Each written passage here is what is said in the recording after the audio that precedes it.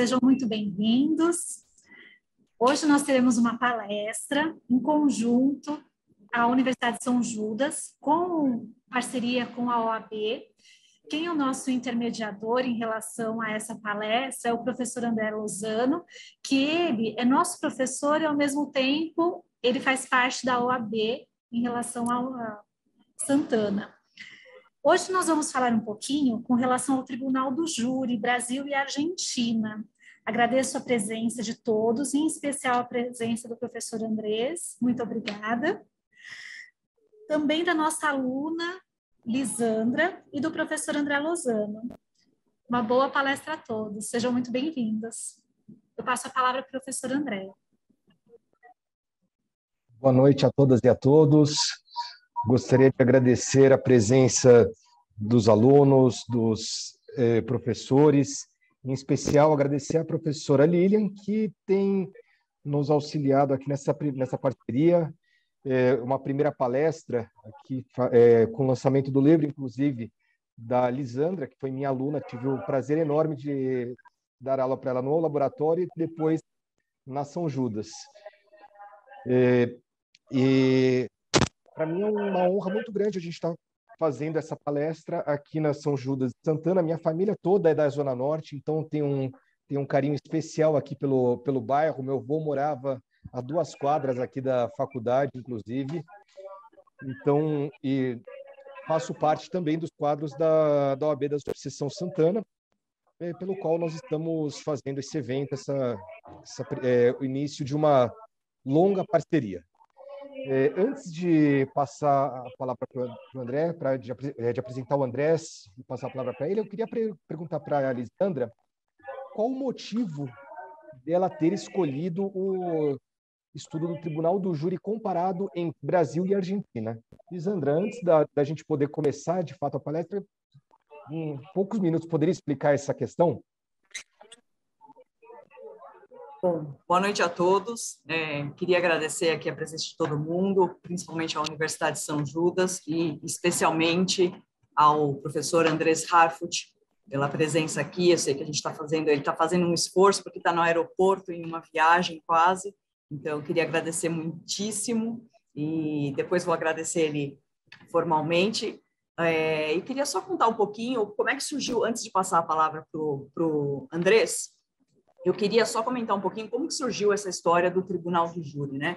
Então, um dia um professor meu me pediu para organizar uma aula sobre o Tribunal do Júri na América Latina. Então, ver quais países da América Latina que tinham Tribunal do Júri e quais seriam as principais básicas diferenças entre eles.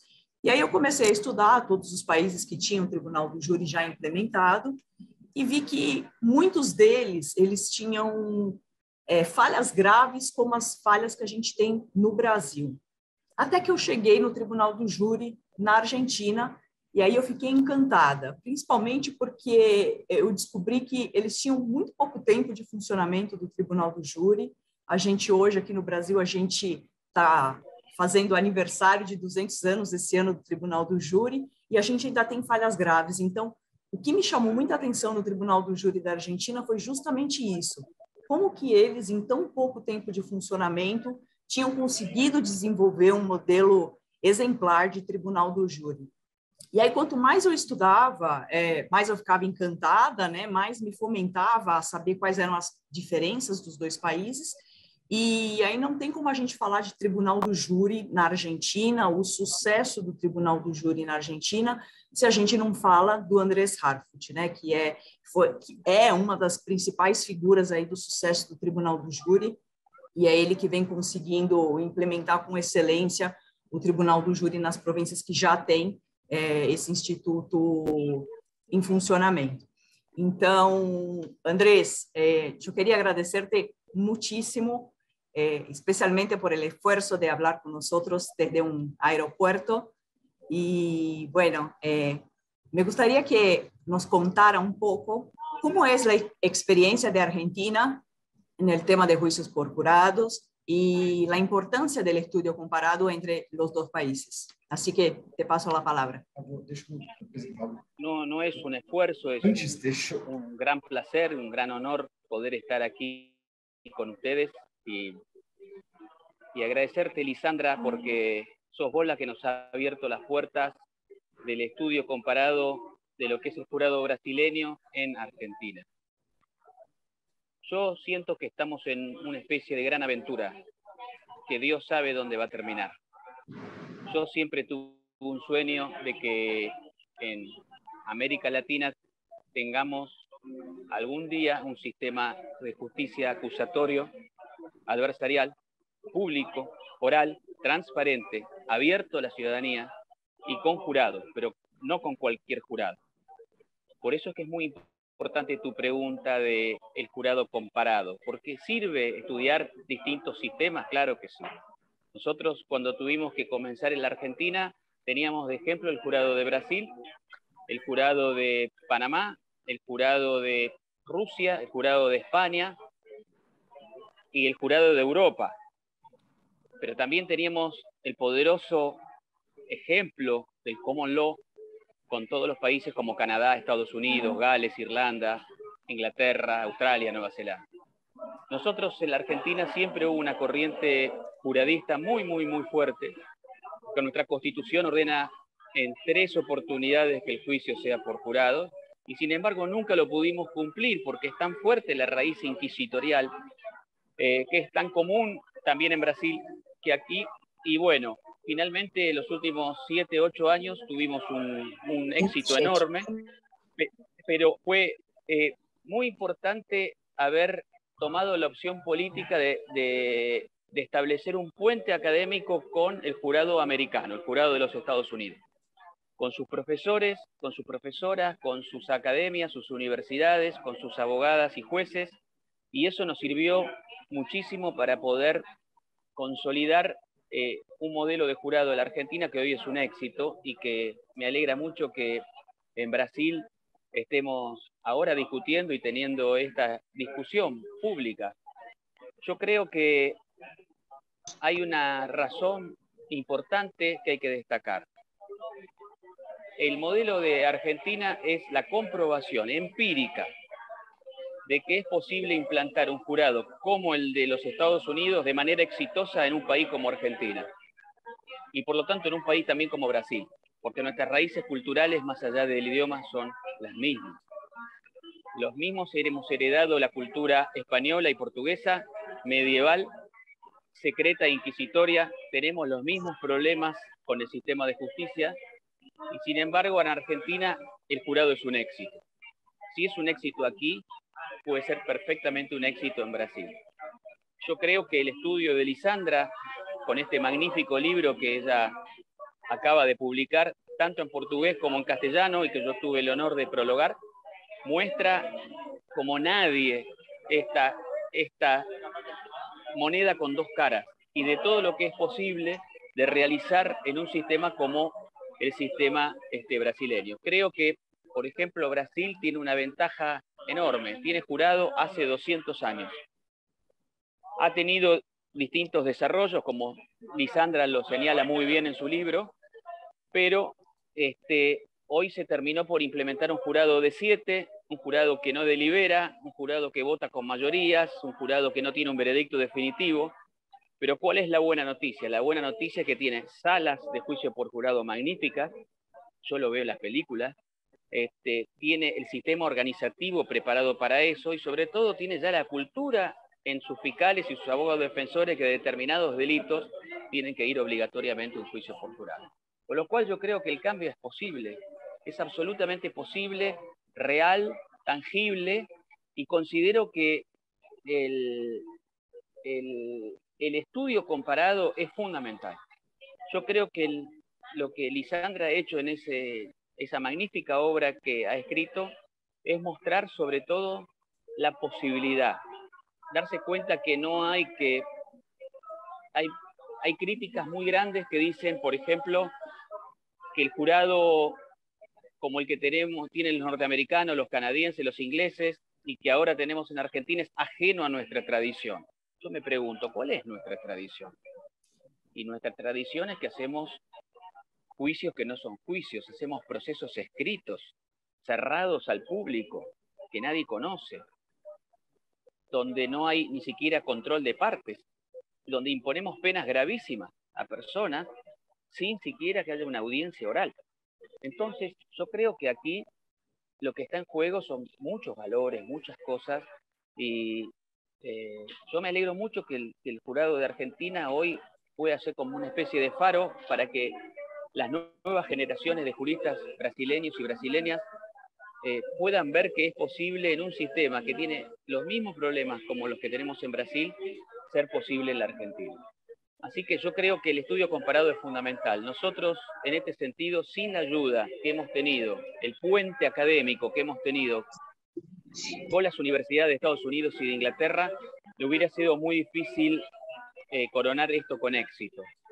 Y es gente que está absolutamente dispuesta, pendiente inclusive de todo lo que esté sucediendo en nuestro continente. Hoy por hoy, la sola existencia del jurado en la Argentina ya ha disparado discusiones ya importantes en Uruguay y en Chile, en Paraguay también. Así que yo creo que en cualquier momento alguna novedad vamos a tener de alguno de estos países. Nunca pensé que iría a conocer a Lisandra y que de repente estudiantes de Brasil se interesaran por el jurado que teníamos nosotros. Nosotros siempre hemos visto que, porque también estudiamos el jurado brasileño y nos llama la atención que muchísimos de sus veredictos, aún sin deliberar, son unánimes. Eso nos llamó muchísimo la atención, como si hubiese un sexto sentido del jurado que sabe lo que hay que hacer frente a un caso concreto. Bien, ¿qué problema hay en que los jurados brasileños puedan discutir entre ellos durante todo el tiempo que sea necesario para arribar a un veredicto? Yo creo que eso, ¿no es cierto?, nos da un plan, un camino para poder decidir a veces cuándo y de qué modo podemos empezar a hacer pequeñas correcciones y cambios al actual jurado brasileño que nos va a permitir acercarnos cada vez más al ideal del sistema acusatorio. Perfeito. André, quer passar a palavra Boa para o noite. André? Antes, quero me desculpar com o professor Andrés, que deveria tê-lo apresentado antes, mas antes tarde do que nunca. O professor Andrés Rafucci é vice-presidente da Associação Argentina de Juízo por Jurados, professor de Direito Penal e Processo Penal da Universidade de Buenos Aires e também é defensor público. E, Andrés, tenho que confessar que grandes amigos meus aqui no Brasil são defensores públicos. E, aliás, tenho que dizer que alguns dos melhores tribunos do júri que eu conheço também são defensores públicos. E eu sou um apaixonado por júri, não costumo estudar tanto o júri na parte acadêmica como na parte prática. Mas eu me apaixonei por direito penal e processo penal sentado no auditório do júri da Barra Funda, que é o principal fórum aqui de São Paulo e talvez do Brasil, maior fórum criminal do Brasil. Então, eu assistia os júris quando eu ainda era estudante, estava na graduação, estagiava com direito penal, então tinha que fazer o acompanhamento dos processos, muitas vezes tinha que esperar algum despacho do juiz e ficava e nesse meio tempo eu sentava para assistir júris e bijúris magníficos. E a partir daí eu falei, eu preciso ser advogado penalista porque eu quero fazer um júri. E o que eu posso dizer da sua palestra, né, da sua fala e da conversa e da leitura que eu tive do livro da Lisandra é que uma coisa muito boa da Argentina ter implementado o júri agora é que vocês puderam estudar e verificar quais eram os erros que não só nós brasileiros cometíamos, mas que eram cometidos em outras partes do mundo. Então, iniciaram um processo de implementação sem muitos dos nossos vícios, o que facilitou em demasia. E agora, nós, não só o Brasil, mas eu acredito que o mundo todo deve se voltar à Argentina para aprender um pouco a forma como é feito, como o júri é feito, porque me parece que é mais adequado do que o júri brasileiro. Mas, não querendo me estender, eu já vou passar a palavra para a Lisandra Panzoldo, que além de bacharelanda em Direito pela Universidade de São Judas Tadeu, estagiária da Defensoria Pública, ou seja, está no caminho certo, defendendo na defesa do direito de defesa, na defesa da população mais vulnerável. Também é uma pessoa por quem eu tenho grande admiração. Apesar da pouca idade, eu já vejo nela alguém que vai ser uma referência em processo penal no Brasil. Lembro quando ela apresentou na minha aula um trabalho sobre júri, ainda um embrião. Até falei, olha, eu acho que aquele trabalho talvez tenha sido um embrião desse livro. E ela não parecia uma aluna, mas parecia uma professora explicando. E hoje eu tenho a honra aqui de apresentá-la para essa palestra. Elisandra, tem a palavra. Obrigada, André, meu professor também, e muito doces e gentis as suas palavras. Muito obrigada mesmo, a honra foi toda minha de ter você como um professor que me inspirou em tantos assuntos, inclusive a ser uma defensora, quem sabe. Centrando um pouco nas diferenças, voltando um pouco mais para as diferenças do livro do Tribunal do Júri, esse livro, ele abarca as principais diferenças entre o Tribunal do Júri no Brasil e na Argentina, desde a fase preliminar de investigação, ou seja, quando começa a investigação na fase policial, né, que é o que a gente chama de inquérito policial, até a fase dos recursos pós-veredito. Então, em cada uma dessas fases, eu passei por pontos nesses livros, demonstrando o que é diferente nos dois países e por que na Argentina eles asseguram muito mais garantias, tanto para o acusado quanto para a vítima, e isso refletindo na confiança que a sociedade tem na justiça. Então, não dá para a gente se estender muito aqui, eu queria falar detalhadamente de todas as diferenças, mas só para a gente fazer uma visão geral. Então, começando pela fase preliminar, o que a gente tem de diferente na Argentina? Na Argentina, a gente já tem implementado a questão do juiz de garantias, que aqui, embora a gente tenha a previsão dessa lei no pacote anticrime, né, essa figura do juiz de garantias ela foi obstada desde 2020, por conta de uma decisão do ministro Luiz Fux. E até agora, a gente não tem previsão de quando a gente vai colocar em prática essa questão do juiz de garantias. E ainda na fase preliminar de investigação, uma das marcadas diferenças entre os dois países é que, por exemplo, na Argentina, você tem a figura do defensor público já na fase do inquérito policial. Então, aqui no Brasil, se você não tem dinheiro para pagar um advogado privado, você não tem direito a um defensor público nessa etapa. E a gente sabe que aqui não é uma etapa eminentemente... ¿Necesita salir, Andrés? No. Bueno. Es para decirte que tenés razón, que desde el momento inicial en que una persona es detenida, a las 2 horas como mínimo, tiene que haber un defensor público al lado. Bueno, e acá nosotros não temos. E, então, essa é uma diferença marcadíssima, porque, inclusive, o próprio professor Alberto Binder, ele fala que, embora essa etapa não seja uma etapa eminentemente contraditória, você tem que assegurar a ampla defesa, né? E, por exemplo, na Argentina, quando o promotor ele vai falar para aquele que está sendo acusado de quais os delitos que ele está sendo acusado, que é a chamada audiência imputativa, é obrigatória a presença do defensor público. Não acontece essa audiência se você não tem a figura do defensor público ali. Então, são diferenças marcadas. Outra questão que me chamou muita atenção e que eu fiquei fascinada foi por conta de que a etapa preliminar de investigação, ela realmente tem um prazo fatal.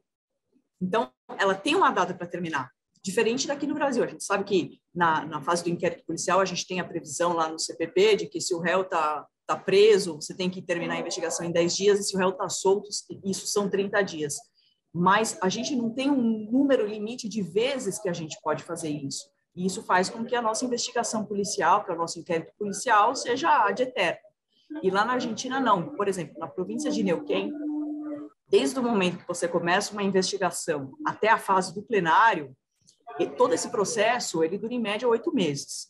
E isso é encantador. A gente no Brasil, acho que eu, por exemplo, nunca vi, o André depois pode me falar melhor, se ele já viu algum caso que desde o dia do crime até a etapa do plenário já aconteceu de 8 meses durar só essa etapa.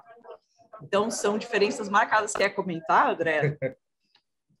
Praticamente seria um sonho ter acontecer isso aí, porque o próprio acusado, ele fica nervoso, o processo, ele é um peso nas costas do acusado.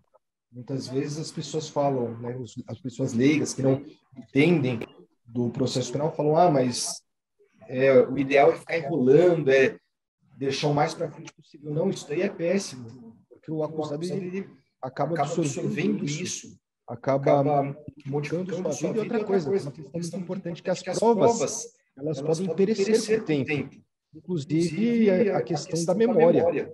Quanto mais tempo passar, mais a memória das testemunhas vai ser afetada. Exato, perfeito. E aí, então, toda essa questão da fase preliminar, claro, tem muito mais detalhes do que esses que eu estou falando agora, eu só não vou me estender muito nessa etapa, porque eu queria centrar nas principais diferenças no julgamento em si, mas no livro toda essa etapa está um pouco mais detalhada. Indo para a parte do julgamento em si, já pensando no dia do plenário, a primeira coisa que é uma marcada diferença é a audiência. Existe uma audiência na Argentina de seleção dos jurados, que em francês chama voir dire, que significa dizer a verdade, que é uma etapa, na verdade, não é uma etapa de seleção dos jurados. A gente fala que na Argentina é uma etapa de desseleção dos jurados, porque a seleção final ela não está a cargo das partes, como acontece aqui no Brasil.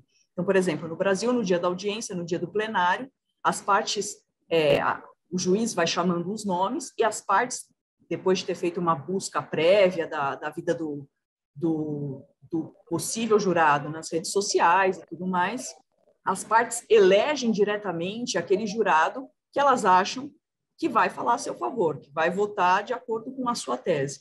Na Argentina, isso é um pouco diferente. Então, você vai desselecionar aquele jurado que possivelmente não vai votar, não vai analisar o caso com imparcialidade.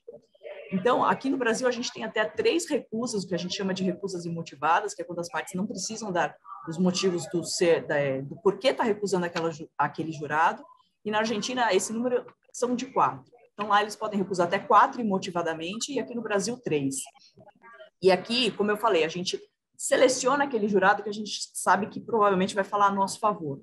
Lá, eles desselecionam o jurado, que muito provavelmente não vai internalizar a sua teoria do caso. E aí, como é que é feito? Por um padrão eleitoral, esse sorteio na Argentina. Então, eles elegem 48 jurados, que as partes não têm acesso a nome, profissão, nada disso. Os jurados lá são identificados por números.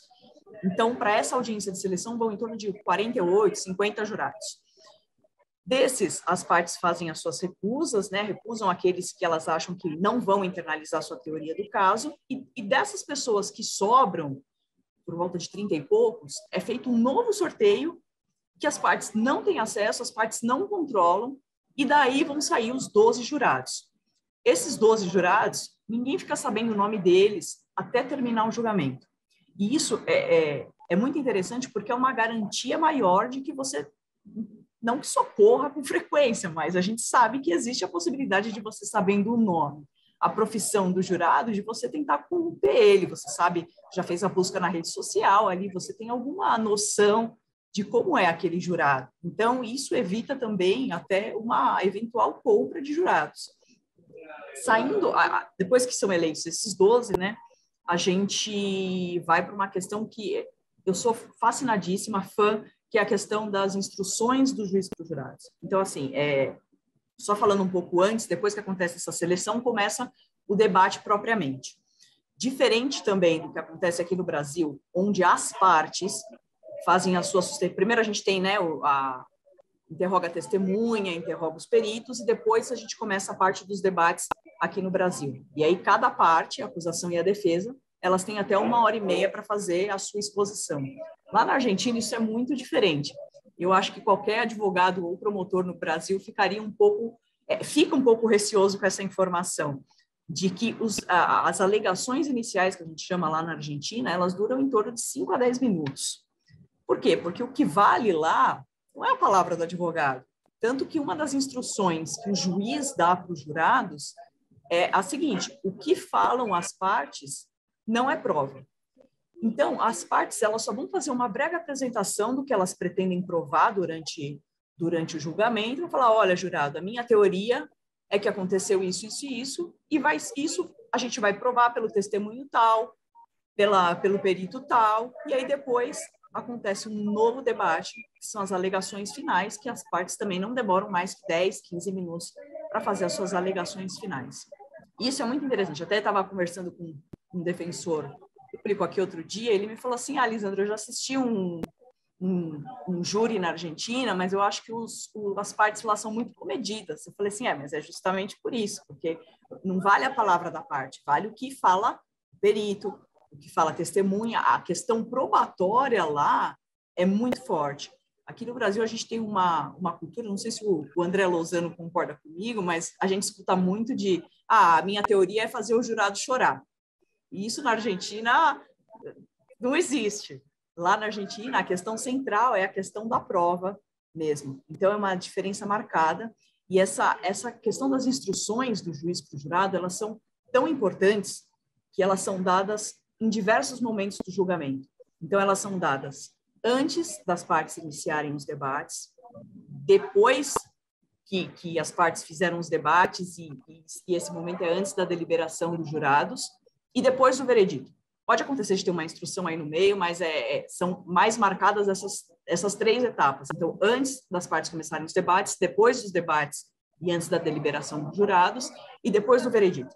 E cada uma dessas instruções, elas têm uma finalidade, um objetivo muito diferentes. Então, nas instruções iniciais, o juiz vai explicar detalhadamente quem são as partes, isso é muito importante, explica quem são as partes, quem é o acusado, do que ele está sendo acusado, explica o princípio da presunção de inocência, o que é a dúvida razoável, que é um padrão probatório que a gente tem que obedecer, que está intimamente ligado com a presunção de inocência, e que aqui no Brasil a gente deixa isso meio solto, faz questão de mencionar sobre o direito do silêncio do acusado, mas não são, o interessante é que não são menções, não é uma menção à presunção de inocência, não é uma menção ao estándar probatório da dúvida razoável. São instruções muito detalhadas sobre todos esses conceitos. O juiz explica o que é uma prova, o que não é prova, como que você vai avaliar uma prova, explica os princípios constitucionais, direito penal que está aplicado a cada caso. Nessa fase das instruções iniciais, o juiz gasta cerca de 20 minutos, 30 minutos só instruindo os jurados em como eles devem ver todo o julgamento. E aqui no Brasil, muitas vezes, a gente também não tem uma apresentação, quem são as partes, qual que é o papel da defesa, qual que é o papel do promotor, a questão da imparcialidade do juiz, a questão do silêncio do acusado, a presunção de inocência, e muitas vezes isso fica a cargo das partes falar isso para o jurado, mas essas instruções, elas têm que vir de uma figura imparcial, que seria, no caso, um juiz, como é feito na Argentina. E nas instruções finais, o juiz... Eu achei tão interessante essa questão das instruções finais, que eu fiz um canal no YouTube só para colocar um vídeo das instruções finais que aconteceu na Argentina, elas estão legendadas, quem quiser, entra no meu canal no YouTube, Lisandra Panzoldo, tem as instruções finais lá do juiz da Argentina, para vocês verem a riqueza de detalhes. Então, é claro, tudo isso, o próprio Andrés Harfuch, ele fala, né, que um jurado sem instrução é a mesma coisa que um juiz togado dá uma sentença sem fundamentação e sem nenhuma citação legal. Não pode acontecer isso. Não pode não instruir os jurados. E, de novo, essas instruções, elas não têm que vir das partes. Então, se eu estou sustentando uma tese de legítima defesa ou alguma outra excludente de ilicitude, todos esses detalhes, isso tem que vir do juiz, de acordo com as partes, em acordo com as partes. Então, o juiz com as partes fazem todas essas instruções para depois elas poderem ser transmitidas para o jurado. A questão do padrão probatório também, que é uma coisa que fica muito solta no Brasil, é uma questão muito destacada na Argentina, porque a gente realmente, para a gente poder condenar alguém, a gente precisa de uma prova além da dúvida razoável. Não basta o jurado achar que aquela pessoa é supostamente ou provavelmente culpada, porque nesses casos ele deve dar o benefício da dúvida e absolver o réu. Então, são todas umas questões que a Argentina acaba assegurando muito mais garantias do que aqui no Brasil. Outra questão destacada, que quando a gente fala de Tribunal do Júri na Argentina, é a questão que lá eles têm 12 jurados no Conselho de Sentença. Então, diferentemente daqui no Brasil, que a gente tem 7. Então, para a gente, voltando à questão do padrão probatório, quando a gente tem uma votação aqui por 4-3, aonde que a gente venceu a dúvida razoável? Porque se na dúvida, né, a gente tem o princípio da presunção de inocência, se eu não explico isso para o jurado, se eu não tenho um padrão probatório definido, quando que a gente está respeitando o princípio de presunção de inocência? Quando que a gente está respeitando os direitos constitucionais do acusado? Mas também não só do acusado, da vítima também.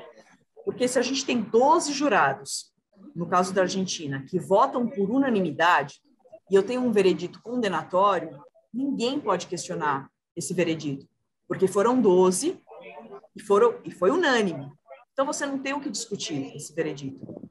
Da mesma forma, por outro lado, se o acusado ele foi absolvido por 12 jurados que votam de maneira unânime e que deliberaram, que é outra questão que a gente não tem aqui no Brasil, a questão da deliberação dos jurados, que aqui eles votam praticamente votam individualmente, eles não se conversam depois de todas as questões que eles ouviram no plenário.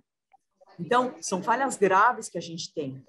E aí, para eu poder desenvolver esse estudo, eu li sobre o que muitos autores falavam do porquê do número de nossos jurados. E eu não encontrei nunca nenhuma explicação, porque o número de 12 é um número que vem se conformando já, até a própria tese de doutorado do Andrés Harfuch, que é brilhante, é recomendadíssima para todo mundo que gosta do Tribunal do Júri, tem que ler a tese dele, chama El Veredito del Jurado, e é uma questão muito interessante, essa questão que ele coloca dos 12 jurados. De onde vem esse número? Então, é um número que vem se conformando desde mais de 800 anos, aí, questão de tentativa e erro, e que ele assegura muitas garantias de uma vez só. Quando a gente fala em 12 jurados que votam unânime, por unanimidade, e deliberam, ou seja, eles discutem o caso entre si para chegar numa unanimidade, você tem asseguradas aí claríssimas garantias, que aqui no Brasil a gente, infelizmente, não tem. Então, são questões que, quando a gente, voltando na questão do porquê que a gente tem 7 jurados aqui no Brasil, eu nunca encontrei, embora o número de 12 já tenha uma explicação, eu nunca encontrei uma explicação do porquê que a gente adotou o número de 7. Então, um belo dia, na nossa Constituição de 1946, alguém falou que o nosso número de jurados tinha que ser ímpar. E depois a nossa legislação disse que teriam que ser 7. Mas de onde vem esse número de 7? A gente não tem estabelecido. E por que a gente proíbe que os jurados votem por unanimidade? Muitos autores, eles falam que se a gente permitisse a unanimidade aqui no Brasil, isso violaria o sigilo das votações, porque todo mundo saberia o sentido do voto do jurado. Então, se eu tivesse uma unanimidade, todo mundo saberia que votaram contra ou votaram a favor, e isso violaria o sigilo das votações. Mas, quando a Constituição fala de sigilo das votações, ela não fala em sigilo no número de votos. E a questão do sigilo da votação, ela está muito mais voltada para a questão dos jurados não darem os motivos do seu veredito do que proibir uma votação por unanimidade. Então, são questões que a gente vem trazendo desde muitos anos, que a gente vem repetindo, só que a gente não sabe muito bem por que a gente faz isso. A nossa Constituição não proíbe que a gente vote, que o jurado vote por unanimidade, muito pelo contrário. Outros autores também, voltando na questão do número de 7 jurados, eles fazem alguns palpites aí de qual seria o melhor número de jurados para o nosso Conselho de Sentença. E aí eles falam, eu acho que 8 jurados seria o ideal, porque aí a gente teria que pedir 5 votos para condenar, ou outros falam, não, a gente precisa de 9 jurados, outros falam de 11 jurados. Só que a questão só isolada do número de jurados que a gente precisa obedecer no nosso Tribunal do Júri, ela fica totalmente incompleta se a gente não traz as outras garantias que, por exemplo, na Argentina tem. Então, não adianta a gente aumentar o nosso número de jurados, colocar 12, 11 ou 10 que seja, se a gente permitir que eles continuem votando por maioria simples. Porque a nossa Constituição, ela fala de soberania dos vereditos. E, para mim, o fato de estar escrito na Constituição de soberania dos vereditos, a leitura óbvia que a gente tem que fazer é que esse jurado tem que votar por unanimidade. Porque um voto de 4-3 não é unânime em nenhum momento. Esse voto de 4-3, ele é totalmente frágil. E aqui no Brasil, a gente permite recorrer os vereditos do tribunal do júri, tanto em caso de sentença condenatória, quanto em caso de sentença absolutória. Na Argentina, é terminantemente proibido você recorrer a um veredito absolutório do tribunal do júri. E em casos de condenação, por exemplo, você só consegue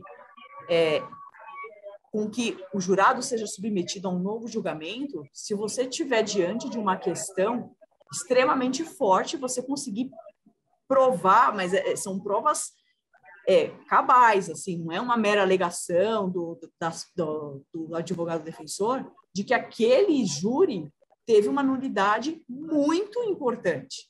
Isso aconteceu, salvo engano, o Andrés pode me corrigir, mas isso aconteceu uma vez, isso na Argentina, que foi quando o juiz esqueceu de instruir o jurado sobre um delito menor, que aqui no Brasil seria mais ou menos a questão do homicídio culposo, e aí a acusada acabou sendo condenada por um delito maior. O caso foi uma criança, ela tinha um bebê que estava com um padrasto, e aí a criança começou a convulsionar, e a mãe não sabia o que estava acontecendo, e começou a sacudir a criança, e fez aquela síndrome do bebê sacudido.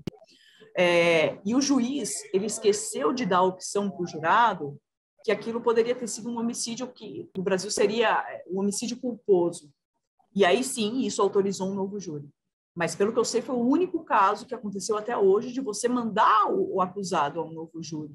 E isso é uma garantia importante. Primeiro porque está na Convenção Americana de Direitos Humanos que o recurso é um direito exclusivo daquele que está sendo condenado. E eu nunca entendi por que a gente permite recorrer tanto o veredito condenatório, por qualquer motivo, quanto os absolutórios, que não devia isso acontecer. E aí a gente acaba sobrecarregando os tribunais superiores e até mesmo os tribunais estaduais com recursos que, às vezes, não fazem tanto sentido. Eles não precisariam chegar até as Cortes Supremas, porque são garantias que estão estabelecidas e que a gente simplesmente não obedece. Por exemplo, o recurso, a decisão contrária aos autos, diferentemente do que acontece na Argentina, aqui no Brasil, ela é um recurso bilateral. Então, quando as partes perdem, elas usam esse argumento de que o veredito foi contrário à prova dos autos. Mas, contrário à prova dos autos, é um recurso do acusado, porque ele tem que ter a garantia de que, se ele não teve prova, além da dúvida razoável naquele julgamento, para levar ele para uma condenação, ele tem o direito de recorrer sobre esse argumento, que a decisão foi contrária aos autos, que no caso não tinha prova suficiente para sustentar aquela condenação. Aqui no Brasil, muitos dos promotores, quando perdem um júri, falam que a decisão foi contrária aos autos. E aí a gente volta na questão da importância de olhar o júri do Brasil como um todo. Por quê? Porque se eu tenho 12 jurados que votam por unanimidade, que deliberam em segredo, que foram selecionados por uma audiência de voir dire, que você seleciona os jurados mais imparciais, que receberam instruções do juiz-presidente de como votar, você não tem por que colocar esses recursos. Por isso a importância da gente olhar o nosso tribunal do júri como um todo. Não adianta só, voltando naquela questão, a gente mudar o número de jurados se a gente continuar permitindo que eles votem por maioria. Ou colocar 12 jurados que votam por unanimidade, mas se a gente não instruir os jurados e não permitir que eles deliberem. Tudo isso é um conjunto. E em 2014, na província de Neuquén, que foi quando a Argentina começou a implementar um júri com um modelo da Common Law. Desde 2014 até hoje, você nunca viu um escândalo da sociedade revoltada porque aquele veredito foi arbitrário. Muito diferente do que acontece no Brasil hoje, que a sociedade está totalmente descrente, a população é descrente em relação ao tribunal do júri. Mas justamente porque a gente permite um veredito de 4-3, que seja de 5-2 ou de 6-1. Uma pessoa que é contra aquele veredito, você não vence a dúvida razoável. E a dúvida razoável, ela tem uma raiz constitucional porque ela está ligada ao princípio de presunção de inocência. Então, se 12 jurados não estiveram de acordo, você não vence a presunção de inocência. E isso é uma questão extremamente interessante. Eu não sei se eu estou falando demais, se o André Lozano quer fazer alguma consideração. Não, eu estou ouvindo. Hoje eu vim aqui para aprender. Quem me dera. Andrés, ¿querés hablar algo o sigo? Yo los voy a tener que abandonar porque mi avión se va. Dale. Pero te felicito, Dale. Elisandra, porque tu exposición ha sido extraordinaria, brillante. Has puesto de resalto los principales puntos del sistema de jurado. Más faltaría decirte, y algo que podés discutir, mientras que además el jurado en Argentina tiene mitad mujeres y mitad varones por ley. Y esa es una diferencia, inclusive también hay jurados indígenas. Pero yo creo que lo más importante de todo es que la unanimidad ha demostrado lo mismo que pasó en los Estados Unidos y en Inglaterra. Es decir, en el 96% de los casos los jurados llegan a veredictos unánimes. Entonces, ¿por qué prescindir de ese valor tan alto? ¿Acaso es imposible condenar a una persona? No. ¿Es imposible absolver a una persona? No. Y el valor que da la unanimidad es tan alto, tan gigante, que bueno, yo creo que es algo que hay que discutirlo seriamente, porque le da muchísima fuerza a la decisión y además nos permite que los juicios se terminen rápido, que no se eternicen en el tiempo y que los procesos no tarden 10, 15, 20 años. En la provincia de Neuquén, Río Negro, estamos teniendo este promedio. Sucede un homicidio y a los 8 meses ya hay veredicto de un jurado y a los 10 meses ya hay revisión del Tribunal de Apelación. Entonces, eso hace que la sociedad confíe en el sistema de justicia. Así que yo les agradezco enormemente esta posibilidad de haber hablado y les mando muchísimas felicidades. Ojalá nos podamos ver pronto en Brasil. Sí, no para hablar de fútbol, porque yo estoy muy mal, porque ayer meu time fue destruido por el Corinthians, pero bueno, la verdad que te felicito, Lisandra, por tu libro y a tu universidad. Es una alumna brillante, no hay ninguna duda, y creo que tiene un gran potencial para, bueno, transformar a mi patria hermana brasileña. Muchas gracias. Muchísimas gracias, Andrés. Buen viaje. Chao. Chao. Chao. Graças. Graças. Tocando num ponto extremamente importante que o Andrés colocou, a Argentina ela foi o primeiro país do mundo que implementou um conselho de sentença com paridade de gênero. E isso é muito importante porque você ter 6 mulheres e 6 homens no conselho de sentença, isso evita algumas discussões, como, por exemplo, aqui no Brasil, a gente sabe que as partes podem manipular essa questão do gênero. Então, dependendo do tipo de crime que eu vou julgar, eu elejo aquele jurado, eu vou eleger mais homem ou mais mulher, porque isso é interessante para as partes. Então, acaba com essa discussão lá de, o conselho de sentença estava composto por mais homens ou por mais mulheres. E isso é muito importante nos casos de crimes relacionados a questões sexuais, por exemplo, estupro. Você não vai ter esse argumento de o conselho de sentença estava composto por mais homens ou por mais mulheres. Então, essa questão de trazer a paridade de gênero no conselho de sentença é muito importante. Outra questão é que em algumas províncias, a gente sabe que na Argentina, cada província ela tem seu próprio Código de Processo Penal, e nas províncias onde a gente tem as tribos indígenas, então, se você tem um crime onde o acusado ou a vítima são de tribos indígenas, 6 dos 12 jurados, eles necessariamente têm que ser daquela comunidade indígena. E se o acusado e a vítima são de comunidades indígenas, os 12 jurados têm que ser de comunidade indígena. Isso é uma questão extremamente importante para a gente também pensar e trazer para o nosso tribunal do júri aqui no Brasil. E só fazendo um parênteses, o modelo de Argentina, de tribunal do júri da Argentina, ele é tão destacado que ele está sendo visto, como o próprio Andrés Harfuch colocou aqui para a gente, ele está sendo visto e copiado por diversos países da América Latina que estão olhando com admiração o que está acontecendo no tribunal do júri na Argentina, e por países de primeiro mundo também, como o próprio Estados Unidos e Canadá.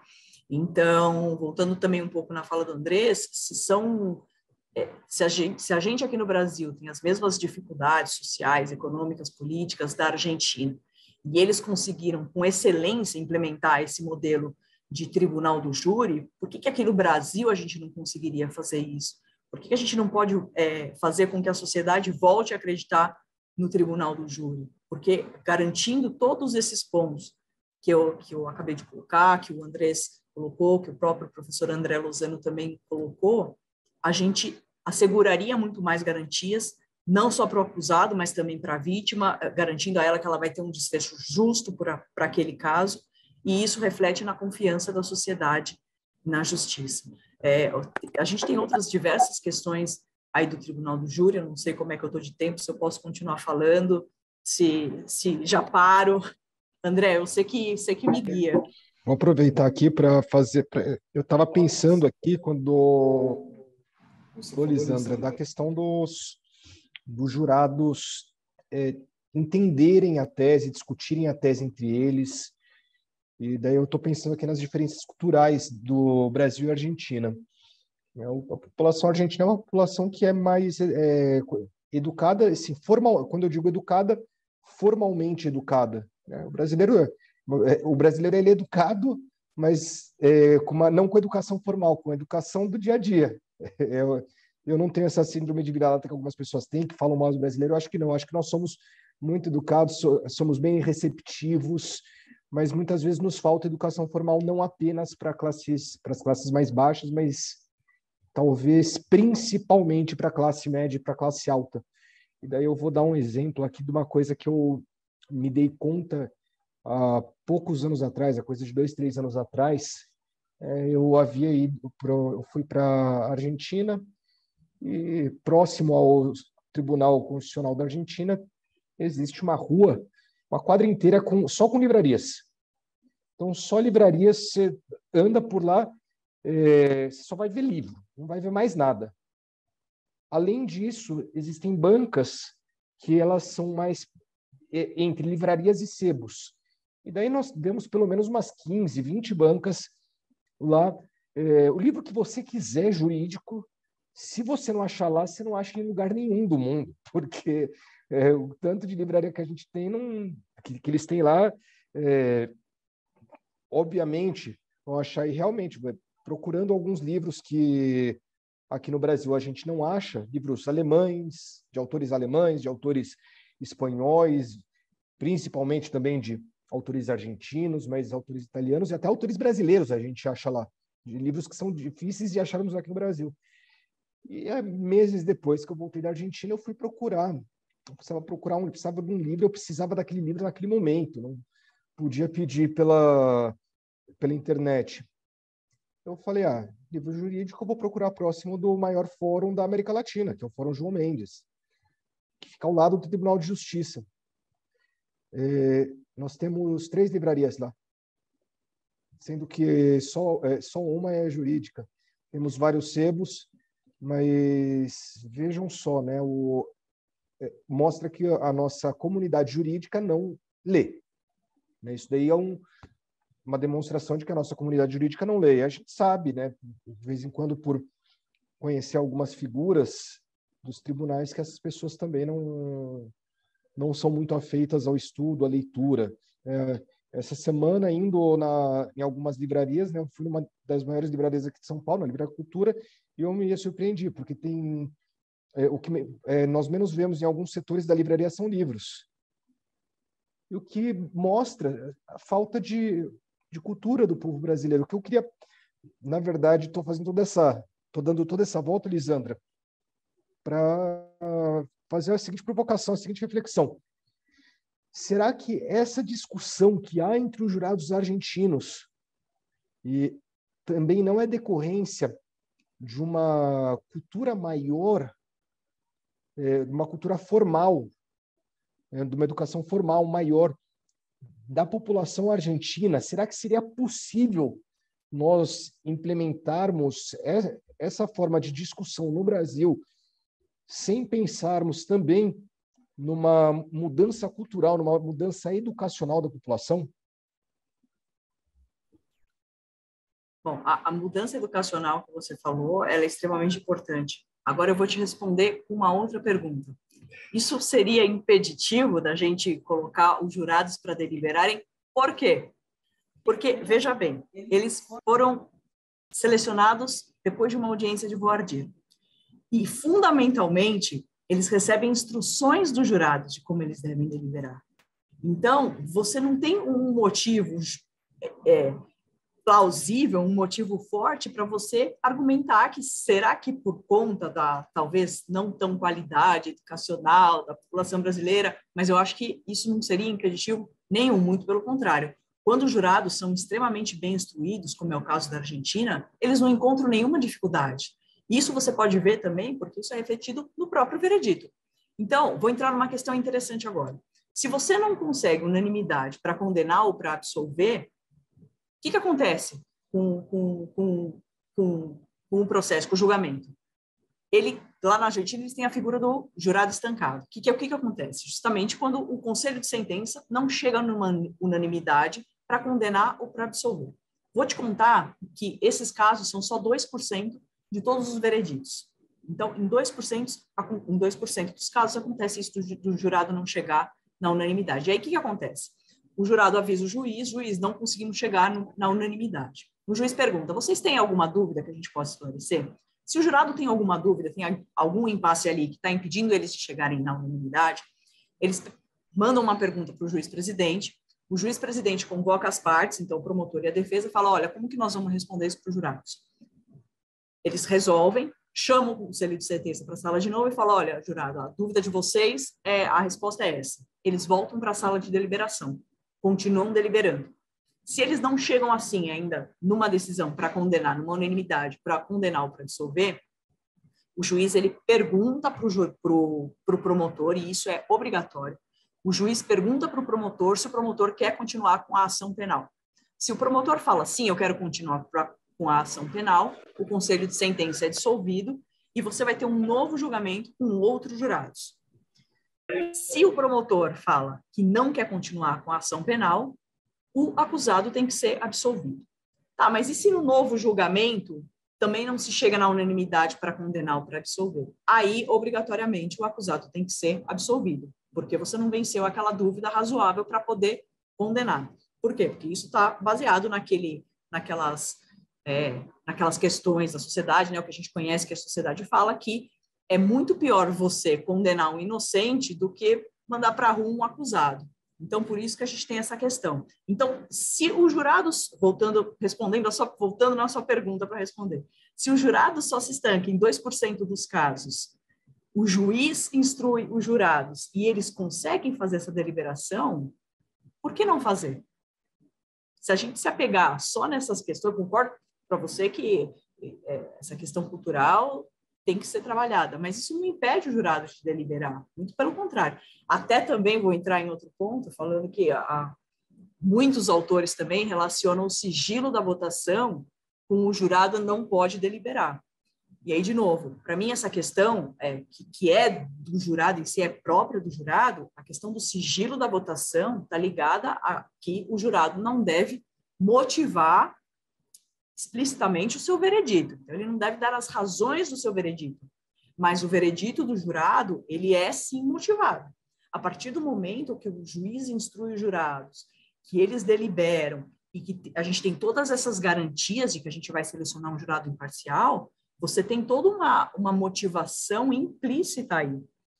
Então, a questão do sigilo da votação, do meu ponto de vista, ela está muito mais relacionada ao fato de o jurado não dar o motivo, não dar as razões do seu voto, do que proibir o jurado de deliberar, como outros pontos aqui que eu também coloquei, que muitos autores, eles relacionam a questão do sigilo da votação com a impossibilidade de unanimidade do veredito, e para mim, assim, são questões que a gente vem trazendo, educacionais, a respeito do tribunal do júri, que a gente vem carregando ao longo desses 200 anos de tribunal do júri, mas que, se a gente for parar para pensar mesmo, não fazem nenhum sentido. Então, agora que me veio um ponto, voltando à questão da soberania do veredito, quando a nossa Constituição fala em soberania do veredito, se a gente tem um júri composto por 12 jurados, que votam por unanimidade, que deliberam em segredo, que receberam instruções do juiz e que foram selecionados a partir de uma audiência de voir dire, que eu selecionei aqueles jurados mais imparcial, isso sim é soberania do veredito. Ali a gente termina qualquer discussão. Então, se foi optado pela absolvição, não tem discussão. O Ministério Público não tem essa prerrogativa de recorrer a um veredito absolutório. E da mesma forma, se ele foi condenado, você só vai conseguir mandar esse caso a um novo júri, a defesa, né? Você só vai conseguir mandar esse caso a um novo júri se você tiver uma nulidade gritante mesmo. Então, isso sim faz com que o veredito adquira força de coisa julgada material. É essa soberania que tem que ser, porque, de novo, não existe soberania, e para mim isso é muito lógico, isso é muito claro. Não existe soberania do veredito numa votação de 4-3 de um jurado que não recebe instrução. Então, se me interessa falar da presunção de inocência para o jurado, uma das partes fala. Mas não é que, se for viável, eu falo. Isso tem que ser falado, porque é um princípio constitucional. Então, isso tem que ser falado. Isso não tem que ser falado pelas partes. A questão de legítima defesa não tem que ser falada pelas partes. Uma excludente de ilicitude, não são as partes que devem instruir isso para os jurados. É a figura do juiz-presidente. E algumas questões, por exemplo, relacionadas à instrução, elas têm que estar presentes em todos os casos criminais. Presunção de inocência, estándar probatório da dúvida razoável. Tudo isso vai fazer com que o meu veredito seja final e indiscutível. Então, são todos esses pontos, de novo eu volto nessa questão, que eles não podem ser olhados de maneira isolada. Tem que ser olhado a reforma no tribunal do júri, como a gente faz no tribunal do júri, ela tem que ser vista por inteiro, e não somente por partes, porque senão a gente nunca vai conseguir resolver o problema que a gente tem no júri do Brasil. Que lá, quando começou, a gente tinha 12 jurados que recebiam as instruções do juiz. Eu não sei por que a gente perdeu isso. A gente tinha júri em matéria civil também. A Argentina, mais uma vez, dando um passo à frente aí, dando um baile na gente, porque em dezembro de 2020 eles aprovaram na província de Chaco a primeira lei de tribunal do júri em matéria civil. Então, é um modelo, reforço, de excelência, e que a gente tem que olhar com muita atenção para a revolução que está acontecendo no Tribunal do Júri na Argentina. André, quer fazer mais alguma pergunta provocadora?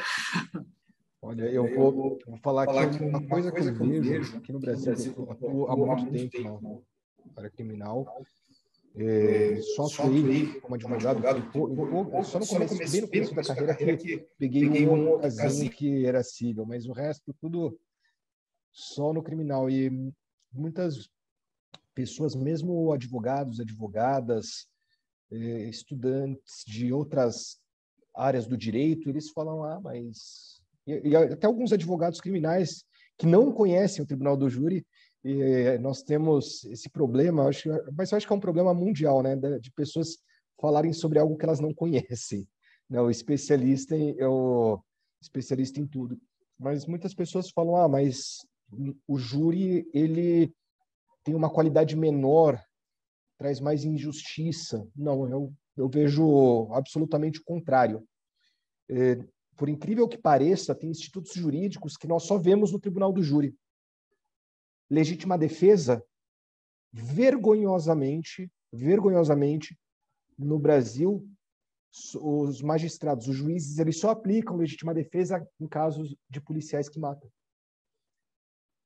Eu nunca vi nenhum juiz aplicar legítima defesa sem ser para um policial que matou. Casos claros de legítima defesa que poderiam ser aplicados, por exemplo, que inclusive vamos falar sério, proporcional. Porque na legítima defesa você não precisa matar. Muitas vezes, com um empurrão, com uma lesão corporal, seja leve, seja grave, já é possível a gente verificar a legítima defesa aí. Olha, pronto, a pessoa agiu em legítima defesa e lesionou o seu agressor e assim conseguiu cessar a agressão. Não. Esse tipo de coisa, o juiz togado, ele condena, porque ele não consegue ver além da tipicidade, ver além do que está descrito na parte especial do Código Penal, infelizmente. E é uma coisa que o jurado consegue, que nós conseguimos explicar para o jurado. Então, dentro disso, eu vejo muito mais justiça na aplicação do direito por meio dos jurados do que pelos juízes togados. A análise da prova ela é feita com uma qualidade muito melhor quando nós estamos diante de um júri. Olha só, aliás, essa questão da legítima defesa, do erro de tipo, do erro de proibição, não sou só eu que falo. Eu lembro de uma aula que eu tive com o professor Nutti no mestrado e ele falou a mesma coisa. E vejam só, o Nutti hoje é desembargador, mas ele é juiz de carreira. E ele, como juiz de carreira, assumiu esse defeito do judiciário e dele também, porque ele falou, eu também nunca fiz isso. E apesar das reservas que eu tenho com relação aos posicionamentos dele, eu acho que foi uma posição corajosa dele de assumir um defeito, mas eu acho que ele poderia assumir o defeito e aplicar mais essas questões relacionadas à legítima defesa, erro de tipo, erro de proibição. Seria mais interessante não apenas assumir, mas também mudar a postura. Mas, de qualquer forma, acho que a questão da discussão dos jurados, eu acho que, sinceramente, eu fiz a pergunta muito mais como uma provocação do que entendendo que é algo que não devemos mudar. Eu acho, sim, que é interessante que os jurados discutam, e com papel mais ativo do juiz. Só que uma coisa, eu morro de medo de juiz, tá certo? Quando eu digo morro de medo de juiz, não morro de medo como advogado, no sentido de eu abaixo a cabeça para o juiz, eu coloco o rabinho entre as pernas. Não, eu morro de medo de dar poder para o juiz, porque a gente tem gente boa e gente ruim em toda a profissão. No judiciário não é diferente. E, infelizmente, nossos juízes, a forma de seleção deles nos traz muitos prejuízos. E esse juiz, muitas vezes, ele conhece a lei de forma rasa, ele não conhece a aplicação dos princípios constitucionais, ele não conhece a vida prática, ele não conhece a realidade do país, a realidade da cidade onde ele mora, onde ele trabalha, e não conhece de forma aprofundada os princípios jurídicos. Olha só, nós temos o Marcelo Semer, que hoje é desembargador na Câmara Criminal, ele ficou anos afastado do direito penal por conta de perseguição do Tribunal de Justiça. A gente pode falar do Corcioli, a gente pode falar do Madeira, que são pessoas que, né, obviamente, o Corcioli explicita a punição branca que ele sofreu, que ele foi retirado da vara criminal porque ele aplicava a lei. O Madeira sofreu uma punição branca. Madeira muitas vezes diz que não, para não arrumar problema com o Tribunal de Justiça de São Paulo. Como eu não tenho ligação nenhuma com o TJ de São Paulo, então eu falo, olha, ele sofreu uma punição branca, é por isso que ele não está no criminal. E, querendo ou não, ele é uma mente brilhante.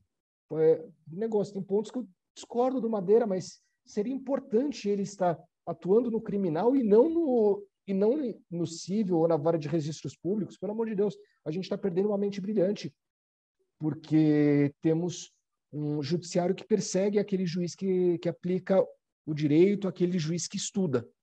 E nós poderíamos falar de diversos outros juízes que sofrem isso. Valois, no Amazonas, é outro exemplo, para a gente ver que não é só um problema relativo a São Paulo.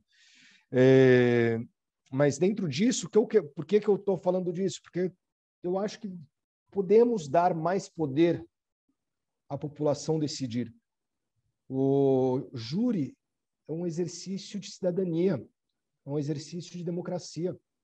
Aquelas pessoas que estão lá, elas conhecem a realidade dos fatos. Elas conhecem a realidade social que a cerca.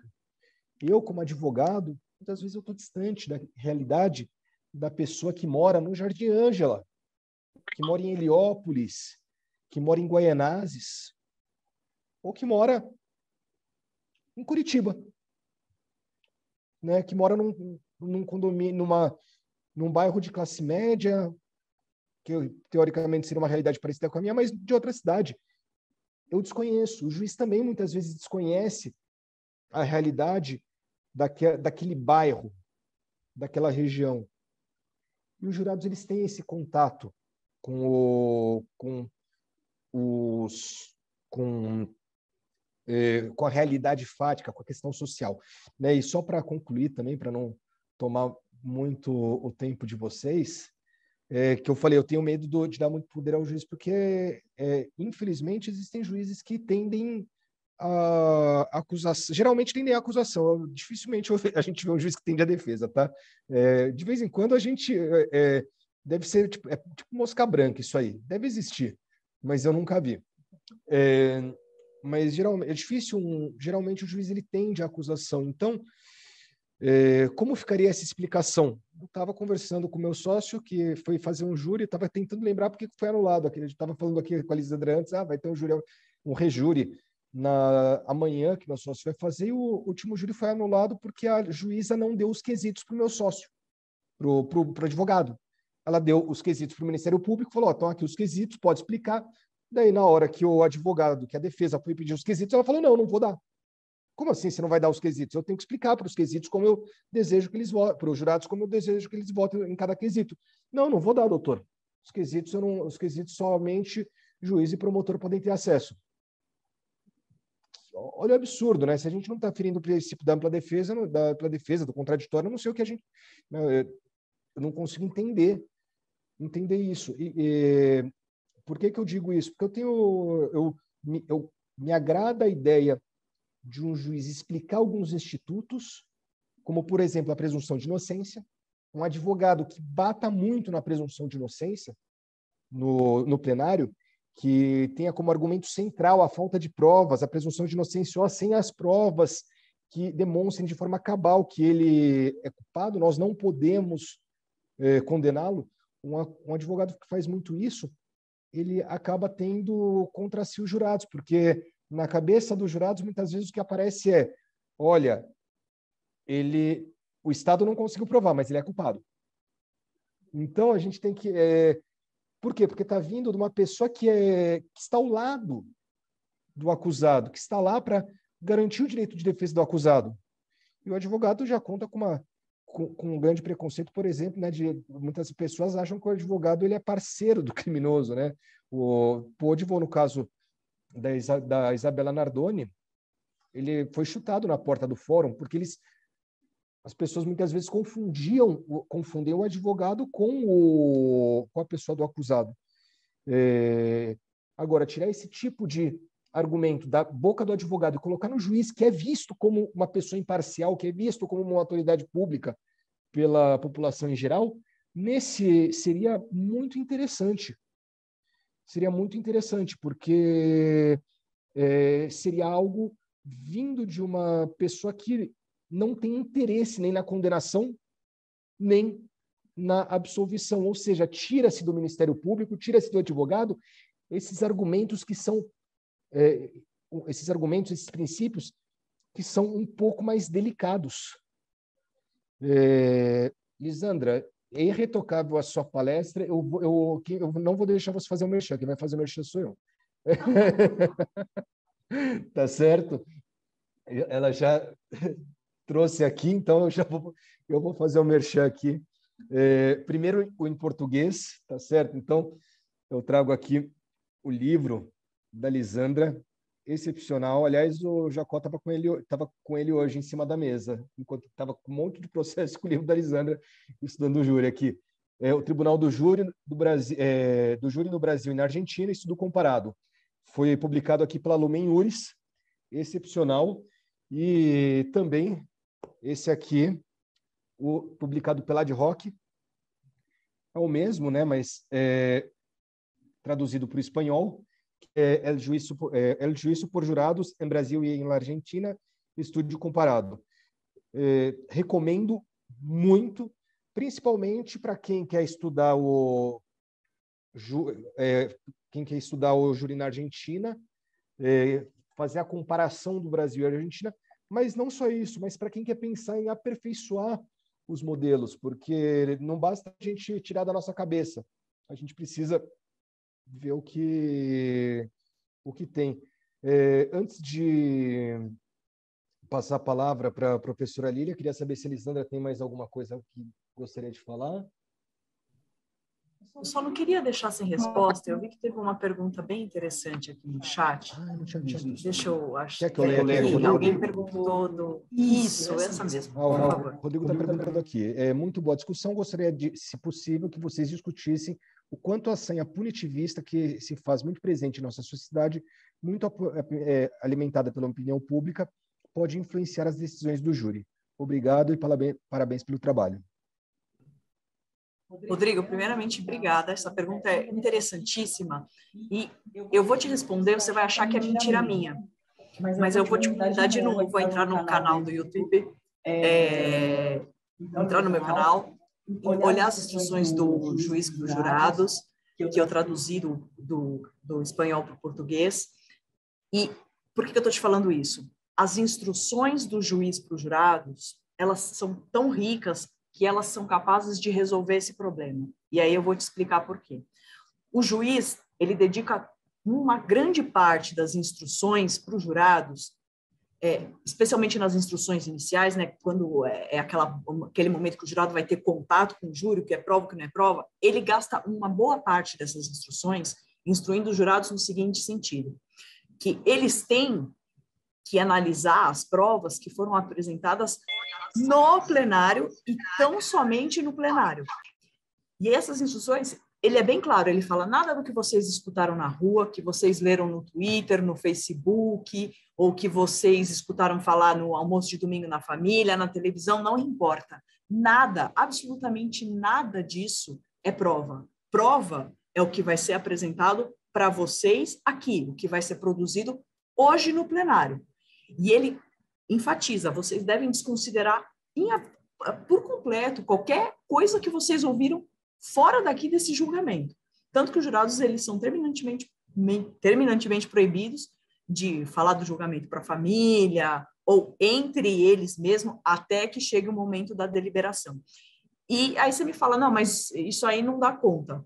Dá. E aí eu vou te trazer de novo aquele dado que eu já mencionei aqui. Essas instruções, elas são tão eficazes que se a gente tivesse, mas as instruções do juiz não são suficientes, não houve nenhum escândalo de júri na Argentina, porque a sociedade falou, não, esse veredito está errado, que absurdo, vamos fazer um escândalo e saiu no jornal, na televisão. Não existe isso.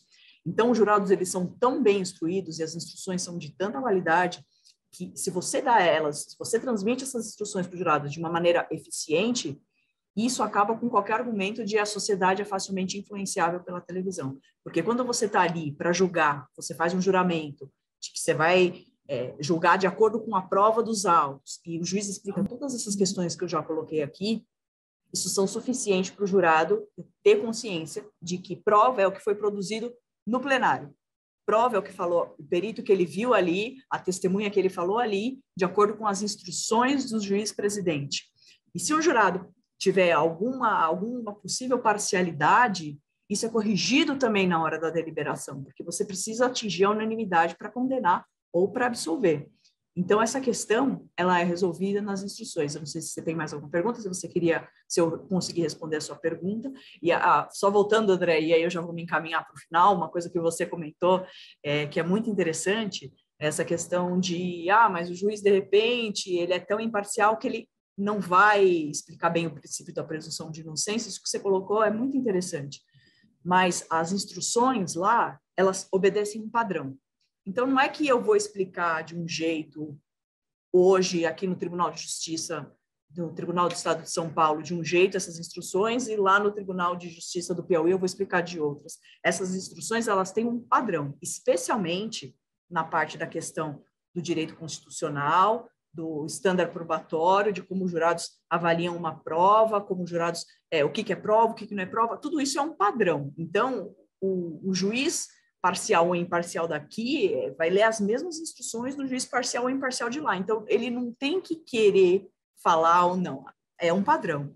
Outra questão é que o que vai diferenciar uma instrução ou outra é o caso concreto. Então, é o direito penal aplicado àquele caso. Então, o juiz vai explicar, por exemplo, se foi um homicídio com arma de fogo, o juiz vai explicar o que é uma arma de fogo, o que é uma arma apta para o disparo. Todas essas questões referentes ao direito penal, o juiz vai explicar. E essas instruções, isso é importante, elas são acordadas com as partes. Então, o juiz não vai tirar da cabeça dele o que ele acha. Ele vai fazer uma audiência, que chama audiência de litigação das instruções, onde o juiz senta com as partes e eles falam como é que nós vamos instruir o direito penal aplicado para os jurados. Porque, de novo, a questão constitucional, estándar probatório, ela é um padrão. Como é que nós vamos explicar a questão do direito penal para os jurados? Então, isso que você colocou é uma questão muito importante, mas ela é resolvida dessa maneira que eu coloquei. Ela é um padrão, as instruções, e o que vai variar, em cada caso, né, é o direito penal aplicado. Então, isso.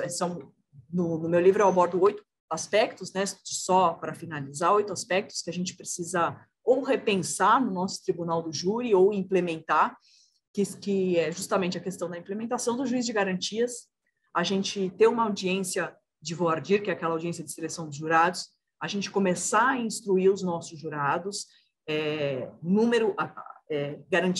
implementar um número de 12 jurados, que eles votem por unanimidade, que eles deliberem em segredo, que eles possam ter esse momento de deliberação, a questão da proibição do Ministério Público recorrer em caso de veredito absolutório, porque, de novo, decisão contrária aos autos é um recurso daquele que foi condenado e não deve existir outro entendimento além desse, e a possibilidade de novo júri em caso desse jurado ser estancado a pedido do Ministério Público. Então, o Ministério Público tem que querer e autorizar o novo julgamento em caso de jurado estancado. Então, são esses 8 pontos que eu defendo no livro, que a gente deve ou rever porque a gente está fazendo mal, ou implementar porque a gente ainda não tem essa previsão.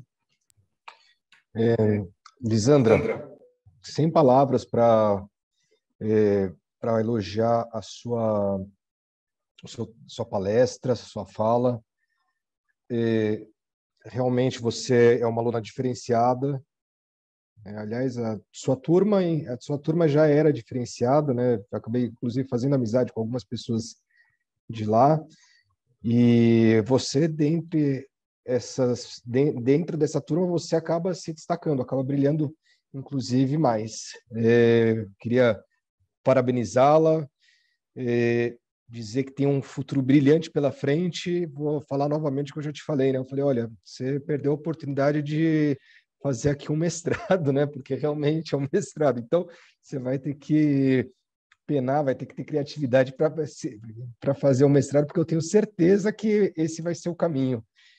E juntando, eu acho que nesse ponto a gente converge muito, você é parecida comigo no sentido de trazer a vida prática para a acadêmica. Então, não se aquieta apenas com estudo, nem apenas com a parte prática. E tenho certeza que será uma excepcional defensora, se for pública ou privada, né? Se o sonho é ser defensora pública, que seja defensora pública. Mas se quiser vir para a iniciativa privada, tenha certeza que terá muito sucesso na sua carreira. Também queria agradecer à professora Lilian, coordenadora aqui da São Judas de Santana. Prazer enorme estar aqui com você, Lilian. Como eu te falei, né? Como eu falei aqui no começo, primeiro de muitos, vamos buscar outros eventos, outras parcerias, e inclusive convido todas e todos a participar da OAB. A OAB está de portas abertas, em especial a Subseção Santana, Isso participar da OAB nos ajuda muito na nossa vida profissional, ajuda muito a conseguir mais conhecimento, conseguir bons contatos com pessoas boas dentro da OAB, né? Por exemplo, eu conheci o professor Luiz Flávio Gomes por conta da OAB, a Alice Bianchini, por mais que eu tenha tido, que eu já a conhecesse antes, uma referência em Lei Maria da Penha, eu estreitei contatos por conta da Ordem dos Advogados do Brasil, da minha participação lá. E aproveitem esse espaço que vocês terão, alguns já têm, mas que terão no futuro, e não se contentem apenas em pagar as unidades. Façam parte das comissões, auxiliem nos estudos, nos eventos, e caso desejem conhecer um pouco mais, eu me coloco à disposição.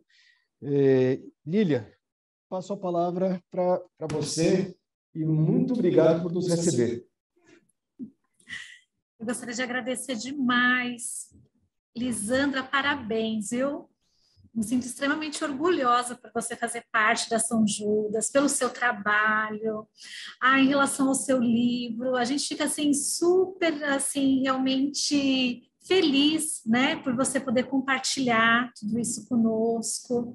Olha, muito obrigada mesmo. Eu agradeço demais ao professor André, que acabou fazendo essa intermediação, que nos colocou em contato. O professor André é sempre muito parceiro. E eu, assim, acredito realmente que logo, logo nós vamos ter boas novas, né, André? Para que os alunos acabem tendo mais oportunidade, ter cada vez mais conhecimento por meio da nossa parceria com a OAB de Santana. Muito obrigada a todos. Eu percebi, assim, em relação ao chat, quanto que vocês acabaram participando, né? Assim, que acaba sendo super importante. E, olha, muito obrigada, viu, pela participação de todos, pela Lisandra, pelo Andrés, por tudo, viu? Muito obrigada mesmo. Sim. Queria agradecer a todos que tiveram presentes aqui nessa conversa. Agradecer imensamente a São Judas pela oportunidade, ao André Lozano, que foi meu professor e, como eu falei no começo, me inspirou em tantas coisas, fomentou tantas discussões e foi um excelentíssimo mestre em todas as vezes que eu tive a oportunidade e o privilégio de tê-lo como professor. Então, muito obrigada, professora Lilian, por essa oportunidade também. Agradeço muito a unidade aqui de Santana e a toda São Judas, todo o Grupo Ânima. Queria também fazer um agradecimento especial para a Jaqueline Canais, que ajudou a gente a fazer um corre aqui para também fazer com que tudo acontecesse da melhor maneira possível. Muito obrigada, Jaqueline. Agradeço a todos que estiveram aqui presentes de novo. E só fazer, juro, a última consideração final, que é esse livro que foi publicado. Muito obrigada, Jaque. Só vou fazer uma consideração final. Esse livro... Muito obrigada, Jaque. Você foi sensacional, obrigada mesmo. Só fazendo uma consideração, esse livro aqui, que foi publicado na Argentina, ele é o número 10 de uma coleção de livros sobre Tribunal do Júri. Essa é uma coleção que eu aconselho a todo mundo que está aqui, com certeza, obviamente, gosta do tema Tribunal do Júri. Essa é uma coleção argentina, dirigida pelo Andrés Harfouch, que a gente ouviu falar aqui hoje, e pelo Alberto Binder. Essa coleção ela é imprescindível para todo mundo que gosta, para todo mundo que atua, para todo mundo que tem curiosidade sobre o Tribunal do Júri. E nessa coleção, sobre o número 6, é um livro da capa vermelha, é a tese de doutorado do Andrés Harfouch, que falou aqui para a gente hoje. Eu brinco com ele, eu falo que é o livro mais importante do planeta, que devia estar em todas as bibliotecas mais importantes do mundo. Então, assim, eu recomendo fortemente. Todos os livros da coleção são gente de muita importância no tema de Tribunal do Júri, que escreveu nessa coleção, e a tese dele também, foi graças à tese dele também que foi possível chegar a muitas das conclusões que eu consegui chegar nesse livro. Então, de novo, muito obrigada a todos vocês. Quem quiser pode me seguir no Instagram, que nos próximos dias, inclusive, eu vou fazer alguns posts colocando cada um desses livros da coleção, do que se trata, o que é e qual que é a importância deles. Então, de novo, muito obrigada a todo o grupo, André, Lília e a todos os presentes. Obrigada mesmo. Qualquer dúvida pode me chamar no Instagram, que eu vou responder com todo o prazer do mundo. Obrigada mesmo. Obrigado e boa noite. Boa noite. Tchau, tchau. Obrigada.